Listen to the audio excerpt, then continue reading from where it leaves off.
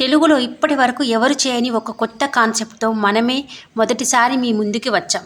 అదే no oil no boil recipes. నూనె లేకుండా వంట చేయడం, బాయిలింగ్ లేకుండా రెసిపీని తయారు చేయడం, ఆయన రుచిలో మాత్రం ఎలాంటి కాంప్రమైజ్ లేకుండా చేయడం. అందరికీ ఎంతో ఇష్టమైన ఇడ్లీ. కానీ ఈ ఇడ్లీ కొంచెం స్పెషల్. నూనె లేదు, బాయిలింగ్ లేదు, ఆయన ఇడ్లీ మాత్రం సూపర్ సాఫ్ట్గా ఉంటుంది. ముందుగా మనం తీసుకునేది అటుకులు. ఈ అటుకులను మిక్సీలో వేసుకొని సన్నగా రవ్వలాగా గ్రైండింగ్ చేసుకోవాలి. ఇప్పుడు ఇందులోకి మనం ఫ్రెష్ కొబ్బరి పాలు వేసుకోవాలి. నీళ్లకు బదులుగా కొబ్బరి పాలు. ఇదే మన ఇడ్లీకి ఇచ్చే స్పెషల్ టచ్. కొబ్బరి పాలతో అటుకుల మిశ్రమాన్ని కలుపుకొని తగినంత సాల్ట్ వేసుకుంటే ఇప్పుడు మన ఇడ్లీ ప్లేట్ రెడీ చేసుకుందామా?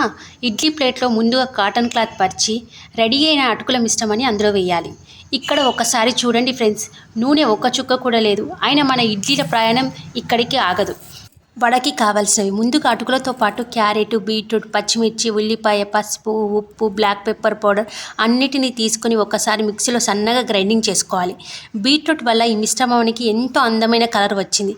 ఇది కేవలం వడ కాదు, మన ప్లేట్లో కలర్ఫుల్గా కనిపించే ఒక టేస్టీ ఎక్స్పెరిమెంట్. ఇప్పుడు ఈ మిశ్రమాన్ని రెడీ చేసుకుందాం. చేతికి కొద్దిగా తీసుకొని మెల్లగా వడ షేప్లోకి తీసుకుందాం. ఇక్కడే అసలు మ్యాజిక్. చూడటానికి కలర్ఫుల్గా, చేయడానికి సింపుల్గా, తినడానికి టేస్టీగా మన మొదటి రోజే ఇడ్లీ, ఇప్పుడు వడ, ఇంకా ముందుంది సాంబార్.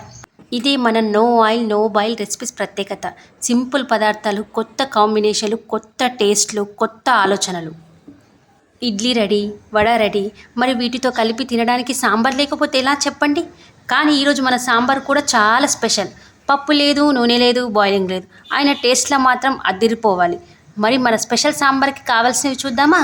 ముందుగా మన ఫ్రెష్ కోకోనట్, టమాటో, మ్యాంగో తీసుకొని అందులో సాంబార్ పౌడర్, ఉప్పు వేసుకొని గ్రైండ్ చేసుకుందాం. మామిడి పులుసు, టమాటో ట్యాంగీ టేస్ట్, కొబ్బరి ఇచ్చే క్రీమీ టచ్, సాంబార్ పౌడర్ ఇచ్చే అద్భుతమైన సువాసన. ఈ కాంబినేషన్ వినగానే నోట్లో నీళ్ళు వస్తున్నాయా? సాధారణంగా సాంబార్ అంటేనే పప్పు, బాయిలింగ్, నూనెతో తాలింపు. కానీ మన సాంబార్ మాత్రం పూర్తిగా డిఫరెంట్. ఒక్కసారి ఈ సాంబార్ని మన ఇడ్లీతో కలిపి చూడండి. ఇడ్లీ సాఫ్ట్నెస్కి, మామిడి సాంబార్ టేస్ట్కి, వడకి ఈ సాంబార్ కాంబినేషన్ అబ్బో సూపర్ కోంబో. మన లక్ష్యం నూనెను చూసి భయపడడం కాదు, అనవసరంగా ఎక్కువ నూనెని తగ్గించి ఒక కొత్త మార్గాన్ని ప్రయత్నించడం. మన లక్ష్యం బాయిలింగ్ తప్పు అని చెప్పడం కాదు, బాయిలింగ్ అవసరం లేని చోట మరో విధానాన్ని ప్రయత్నించడం. ఇదే